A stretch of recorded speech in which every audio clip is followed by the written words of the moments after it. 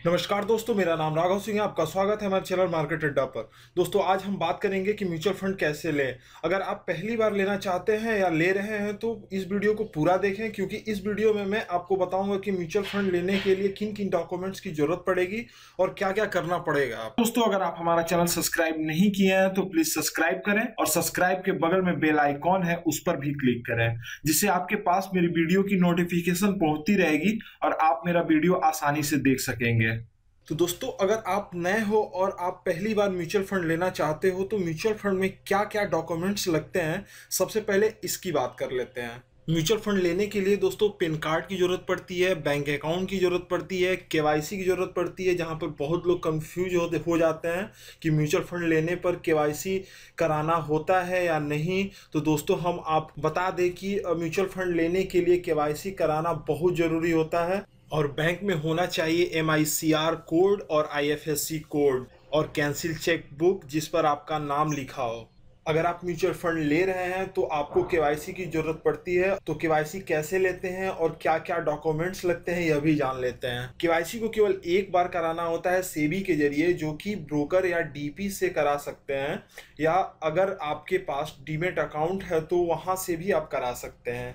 यह केवल एक बार कराना होता है और केवाईसी कराने के लिए 2 passport size photo, pan card, address proof और बैंक डिटेल। इसके बाद दोस्तों, जब आप म्यूचुअल फंड करा लेते हो तो आपके सामने 2 ऑप्शन आता है, पहला ग्रोथ, दूसरा डिविडेंड।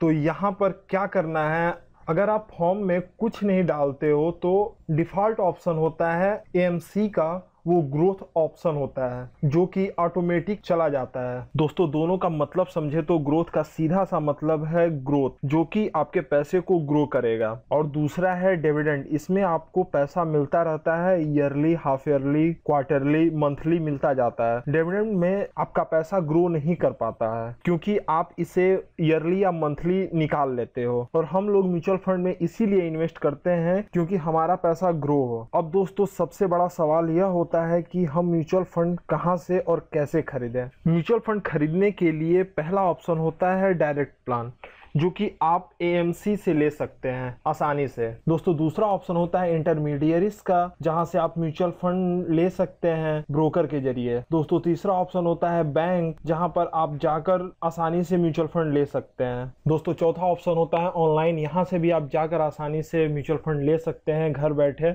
दोस्तों, पांचवा ऑप्शन होता है IFAS, जहां से आप आसानी से म्यूचुअल फंड ले सकते हैं। यहाँ पे आपको सारा काम करके दिया जाता है, लेकिन आपको इसका कुछ चार्ज देना होता है। दोस्तों, और छठा ऑप्शन होता है demat and online trading account. यहाँ से भी आप आसानी से म्यूचुअल फंड ले सकते हैं, लेकिन आपको यहाँ पे भी कुछ चार्ज देना पड़ता है। दोस्तों, अब बात कर लेते हैं टैक्स के बारे में कि म्यूचुअल फंड में कहाँ कहाँ आपको टैक्स देना होगा। दोस्तों, आप म्यूचुअल फंड लेते हो तो उसमें 2 ऑप्शन होता है, पहला इक्विटी फंड, दूसरा नॉन इक्विटी फंड। अगर आप इक्विटी फंड लेते हो और आप 1 साल से पहले पैसा निकाल लेते हो तो उस पर आपको शॉर्ट टर्म कैपिटलाइजेशन गेन देना होता है, जिसका रेट होता है 15%। और अगर आप 1 साल के बाद पैसा निकालते हो तो उस पर आपको कोई टैक्स नहीं देना होता है। और दूसरा दोस्तों होता है नॉन इक्विटी फंड। अगर इसकी बात करें तो अगर आप 3 साल से पहले पैसा निकालते हो तो टैक्स ब्रैकेट के हिसाब से टैक्स कट जाता है, यह शॉर्ट टर्म में आता है। और अगर आप 3 साल के बाद पैसा निकालते हैं तो आपको 20% देना होता है,